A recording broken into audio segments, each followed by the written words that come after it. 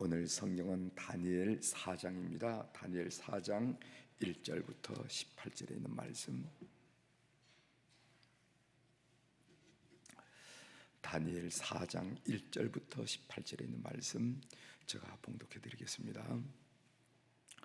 느부갓네살 왕은 천하에 거주한 모든 백성들과 나라들과 각 언어를 말하는 자들에게 초사를 내노라. 원하노니 너희에게 큰 평강이 있을지어다. 지극히 높으신 하나님이 내게 행하신 이적과 놀라운 일을 내가 알게 하기를 즐겨하노라. 참으로 크도다 그의 이적이여, 참으로 능하도다 그의 놀라운 일이여. 그의 나라는 영원한 나라요, 그의 통치는 대대 이르리로다. 나 느부갓네살이 내 집에 편히 있으며 내 궁에서 평강할 때 한 꿈을 꾸고 그로 말미암아 두려워하였으니 곧 내 침상에서 생하는 것과 머릿속으로 받은 환상으로 말미암아 번민하였었노라. 이러므로 내가 명령을 내려 바빌론의 모든 지혜자들을 내 앞으로 불러다가 그 꿈의 해석을 내게 알게 하라 하였더라. 그때 박수와 술객과 갈대아 술사와 점쟁이가 들어왔으므로 내가 그 꿈을 그들에게 말하였으나 그들이 그 해석을 내게 알려주지 못하였느니라. 그 후에 다니엘이 내 앞에 들어왔으니 그는 내 신의 이름을 따라 벨드사사레라 이름한 자요, 그의 안에는 거룩한 신들의 영이 있는지라. 내가 그에게 꿈을 말하여 이르되, 박수장 벨드사사라, 내 안에는 거룩한 신들의 영이 있은즉 어떤 은밀한 것이라도 네게는 어려울 것이 없는 줄을 내가 아노니 내 꿈에 본 환상의 해석을 내게 말하라. 내가 침상에서 나의 머릿속으로 받은 환상이 이러하니라. 내가 본즉 땅의 중앙에 한 나무가 있는 것을 보았는데 높이가 높더니 그 나무가 자라서 견고하여지고 그 높이는 하늘에 닿았으니 그 모양이 땅 끝에서도 보이겠고 그 잎사귀는 아름답고 그 열매는 많아서 만민의 먹을 것이 될 만하고 들짐승이 그 그늘에 있으며 공중에 나는 새가 그 가지에 깃들이고 육체를 가진 모든 것이 거기에서 먹을 것을 얻더라. 내가 침상에서 머릿속으로 받은 환상 가운데 또 본즉 한 순찰자 한 거룩한 자가 하늘에서 내려왔는데 그가 소리질러 이처럼 이르기를, 그 나무를 베고 그 가지를 자르고 그 잎사귀를 떨고 그 열매를 해치고 짐승들을 그 아래서 떠나게 하고 새들을 그 가지에서 쫓아내라. 그러나 그 뿌리의 구루토기를 땅에 남겨두고 새와 놋줄로 동이고 그것을 들풀 가운데에 두어라. 그것이 하늘 이슬에 젖고 땅의 풀 가운데서 짐승과 더불어 제 몫을 얻으리라. 또 그 마음은 변하여 사람의 마음 같지 아니하고 짐승의 마음을 받아 7대를 지내리라. 이는 순찰자들의 명령대로요 거룩한 자들의 말대로이니 지극히 높으신 이가 사람의 나라를 다스리시며 자기의 뜻대로 그것을 누구에든지 주시며 또 지극히 천한 자를 그 위에 세우는 줄을 사람들이 알게 하려 함이라 하였느니라. 나 느부갓네살 왕이 이 꿈을 꾸었나니 너 벨드사사라, 그 해석을 밝히 말하라. 내 나라 모든 지혜자가 능히 내게 그 해석을 알게 하지 못하였으나 오직 너는 능히 하리니 이는 거룩한 신들의 영이 네 안에 있음이라. 아멘. 18절까지 함께 읽었습니다.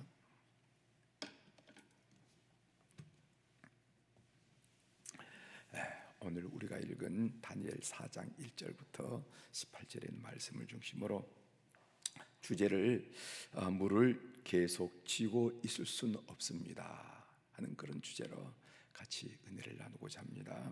물을 계속 쥐고 있을 수는 없습니다. 물이 귀하다고 우리가 쥐면 쥐수록 그 물들이 우리 열 손가락 사이로 다 빠져나가는 것을 우리가 느끼면서 물을 계속 쥐고 있을 수는 없다 하는 주제로 묵상을 나누려고 합니다. 이런 이야기가 있어요.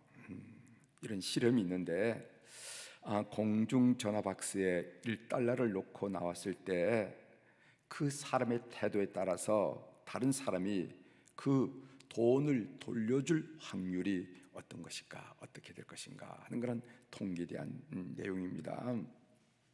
첫 번째 케이스는 여러분 알죠? 여러분 지금은 없지만은 옛날에 공중전화 있죠. 공중전화 하다가 뭐 지갑도 놓고 오고 무슨 수첩도 놓고 오고 그런 예가 많이 있는데 돈을 1달러를 놓고 나온다고 생각하는 겁니다. 그럴 때 뒷사람이 돈을 그 앞사람을 불러다가 돌려줄 가능성을 지금 이야기하는 거예요. 첫 번째 케이스는 1달러를 놓고 무표정으로 지나쳤을 때 다음 사람의 63%가 돈을 돌려주더라는 겁니다. 63%.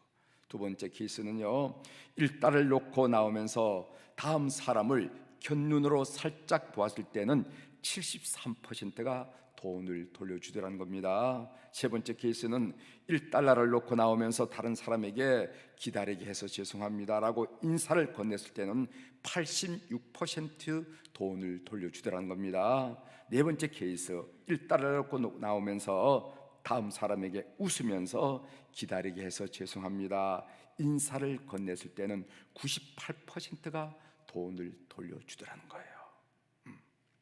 이 수치를 보면서 웃음이 있는 사람과 웃음이 없는 사람의 그 마음의 거리를 알 수 있다는 것입니다. 밝은 미소, 웃음의 중요성을 다시 한번 깨닫게 해주는 통계라는 것이죠. 여러분 웃으시길 바랍니다. 웃으시길 바랍니다.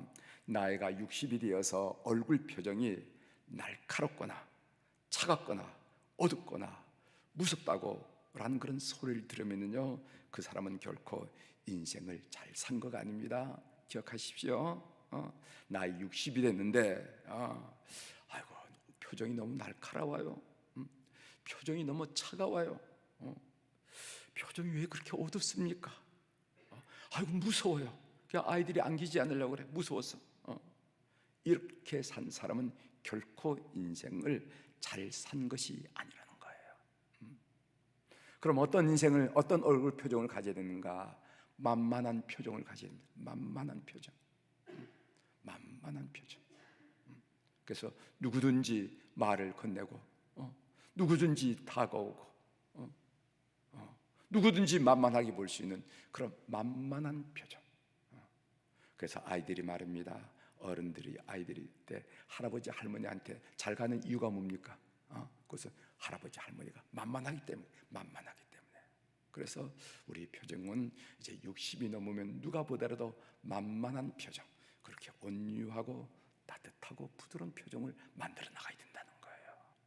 내 얼굴 표정을 화장한다고 만들어지는 게 아니잖아요, 그죠?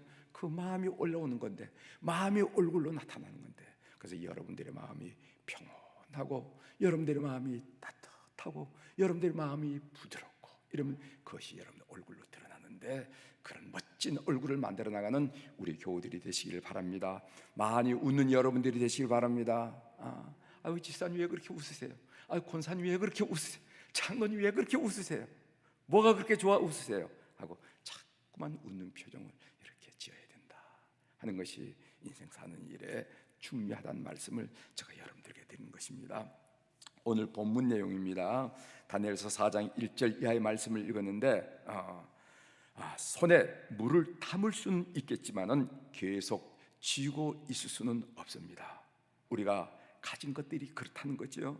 우리가 인생에 꼭 잡고 싶은 것, 건강이라든가 재물이라든가 권세라든가 자녀라든가 이런 것들 꼭 잡고 싶지만은 그러나 물과 같아서 쥐면 쥐일수록 열 손가락 사이로 술술 빠져오는 것을 우리가 삶을 살면서 느끼게 된다는 것이죠. 오늘 본문에 나타난 느부갓네살 왕의 꿈은 이런 그가 가진 것들이 사라질 것임을 드러내는 그런 꿈입니다. 우리가 꿈 이야기를 벌써 두 번째 하는데 다니엘서 2장에서는요, 다니엘 2장에서는 느부갓네살 왕의 꾼 꿈이 그가 세운 바벨론 제국의 미래에 대한 것을 보여준 꿈이었어요. 미래. 그런데 오늘 다니엘 4장 우리가 읽은 다니엘 4장에서는 느부갓네살 왕의 그 꿈은 자신의 미래를 보여준 그런 환상이고 꿈이었습니다. 다니엘 4장의 꿈은 두 부분으로 나눠지는데 첫째 부분은 낙관적인 장면입니다. 10절 12절이죠. 10절부터 12절. 그러나 두 번째 부분은 비관적인 장면이라는 것을 우리가 알게 됩니다. 이제 첫째 부분부터 좀 설명을 드리겠습니다. 첫째 부분을 보면은 10절 하반절에 내가 본즉 땅의 중앙에 한 나무가 있는 것을 보았는데 높이가 높더니, 이런 말씀이 있습니다. 땅의 중앙에 있다, 이 말은 느부갓네살 왕의 위치가 세상의 중심이라 하는 그런 의미죠.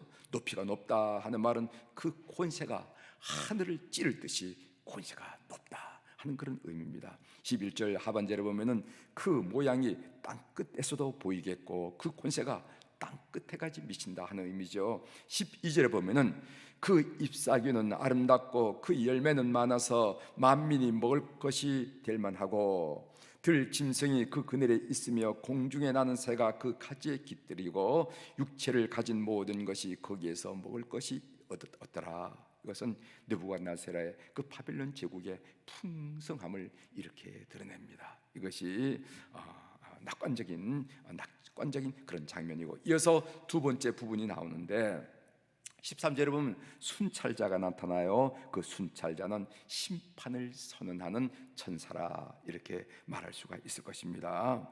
풍성한 나무의 특징인 가지, 잎사귀, 열매를 일 뿐만 아니라 나무 곁에 깃들어든 짐승과 새들조차도 다 그 나무를 떠나고 말았다 한 얘기를 하고 있습니다. 나무는 구루터기만 남아서 철과 놋줄로 동여매해서 들풀 가운데 놓이게 됩니다. 이 말은 무슨 말인가 하면은 느부갓네살 왕이 철과 놋줄로 동여진 채 들풀 가운데 짐승과 함께 이슬을 먹으면서 7년 동안 살아게 될 것이다 하는 것을 예언한 내용입니다.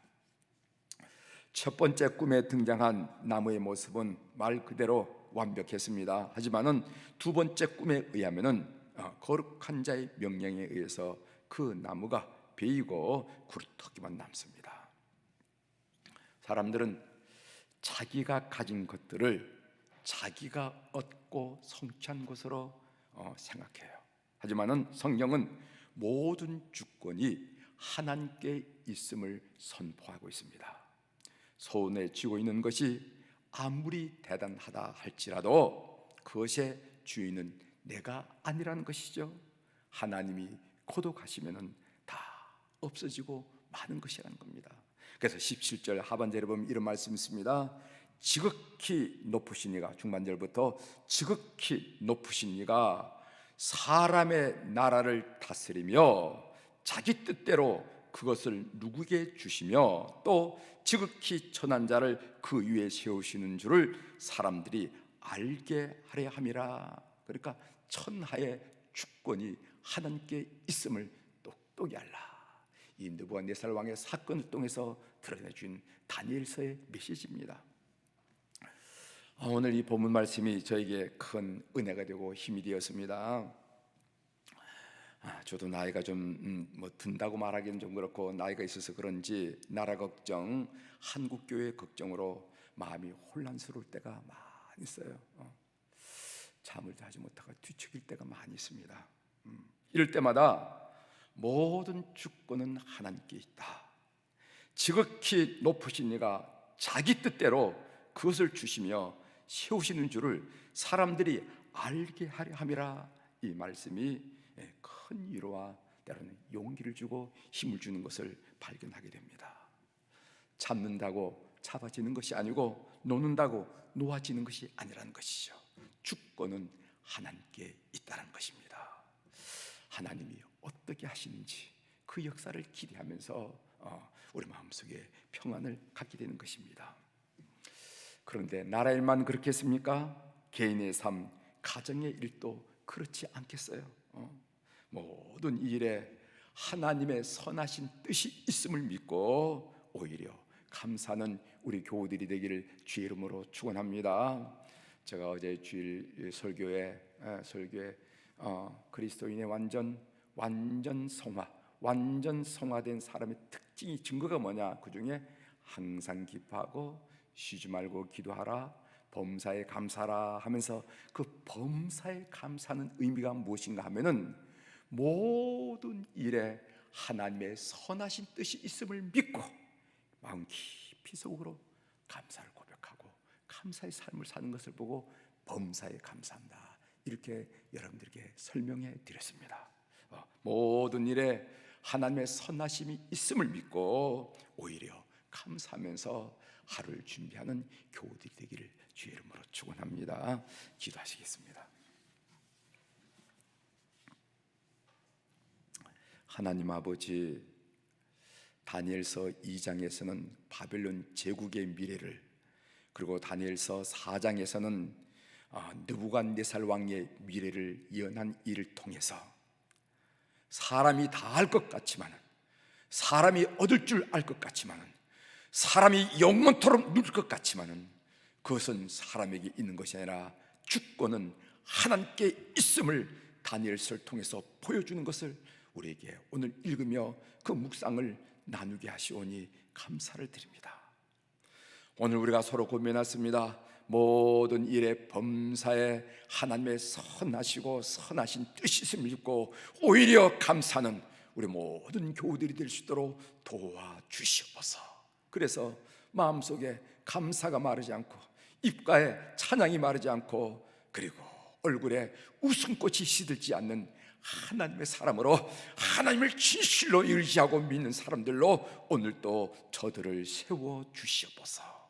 하나님 아버지, 우리 사랑하는 교우들이 오늘도 이 제단 풍성이 1,000번째 헌금, 또 갖가지 종류의 감상을 들으면서 이 제단을 풍성하게 하시오니 감사합니다.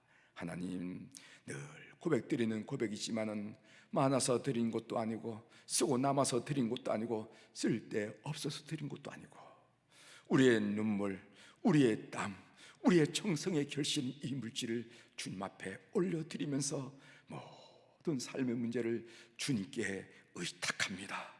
오히려 하나님께 의탁드리고 마음의 평안을 얻게 하시오니 감사를 드립니다. 이 물질이 그런 물질이 될 수 있도록 주께서 연락하여 주시옵소서. 오늘 이 시간 우리 사랑하는 자녀들, 우리 자손들을 위하여 이 새벽에 그들의 얼굴을 그리면서 그림의 이름을 주님 앞에 올려드릴 수 있도록 도와주시오니 감사합니다. 해외 저 타관의 아버지 경제 활동을 위하여, 직장과 사업을 위하여, 학문 일을 위하여 흩어진 우리의 사랑하는 자녀들, 자손들이 있습니다. 군대에 나가 있는 우리 자녀들이 있습니다. 하나님, 특별히 이제 순산을 위하여 아버지 출산을 앞둔 우리의 자녀들이 있습니다. 이제 10여일 남지 않은 대학 수학 능력 시험을 앞둔 우리의 자녀들이 있습니다. 하나님, 우리가 자신 내기를 하지만은, 그래서 우리가 최선을 다하게 키우고 싶고 그들의 장래를 보장하고 싶지만은, 그러나 우리가 할 수 있는 일이 그렇게 많지 않다는 것을 하나님 앞에 솔직히 인정해드리면서 오늘 또 그 이름들을, 그 얼굴들을 주 앞에 올려드리오니 주여 붙드시고 역사하여 주시옵소서. 그들을 통하여 들린 소문이 좋은 소식이 되게 하시고, 감격스러운 소식이 되게 하시고, 하나님께 영광 돌린 소식이 되게 하시고, 그들을 향하신 놀란 아버지의 뜻을 이루어드리는 그 놀란 것들을 우리가 들으면서 영광을 올려드리는 그런 소식이 될 수 있도록 은혜를 베풀어 주시옵소서. 우리 사랑하는 교우들 가운데 환우들이 있어서 주님 앞에 이 시간 보고드리고 간구합니다. 아버지 병원에서, 그리고 가정에서 치료하는 우리 모든 환우들 주께서 기억하여 주시옵소서. 생명을 내신 우리 하나님께서 그들의 영혼을, 그들의 심령을, 그들의 육체를 온전히 회복시켜 주셔서 모두 함께 준전하와 우리 하나님을 찬양하고 하나님의 위협을 기리고 하나님께 영광을 올려드리는 그런 심령들, 삶들, 그들은 육체가 될 수 있도록 주께서 오늘도 그들 가운데 역사하여 주시옵소서. 하나님, 오늘 우리 사랑 가운 성도들을 참으로 어려운 가운데, 추운 가운데도 이 새벽에 주님 전에 나왔습니다. 많은 삶의 일들, 영적이고 심령이고 또 삶의 그리고 육체적 일들을 주님 앞에 놓으면서 또박 간구하고 주의 음성을 들으면서 큰 위로와 능력을 얻는 이 시간 될 수 있도록 이 새벽을 성별하시고 축복하여 주시옵소서. 오늘 또 하늘의 주권과 땅의 주권을 가진 우리 주님의 이름으로 이 새벽에 선포합니다.